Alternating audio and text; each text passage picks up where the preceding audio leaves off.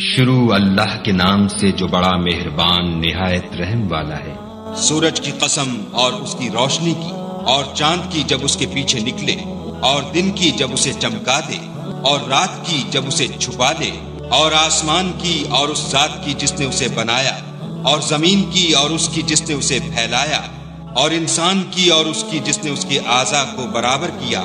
फिर उसको बदकारी से बचने और परहेजगारी करने की समझ दी कि जिसने अपने नफ्स यानी रूह को पाक रखा वो मुराद को पहुंचा, और जिसने उसे खाक में मिलाया वो खसारे में रहा। कौम समूद ने अपनी सरकशी के सबब पैगंबर को झुटलाया। जब उनमें से एक निहायत बदबख्त उठा तो खुदा के पैगंबर सालेह ने उनसे कहा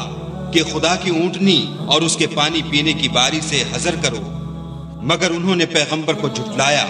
और ऊंटनी की कूंचें काट दी, तो खुदा ने उनके गुनाह के सबब उन पर अजाब नाजिल किया और सबको हलाक करके बराबर कर दिया, और उसको उनके बदला लेने का कुछ भी डर नहीं।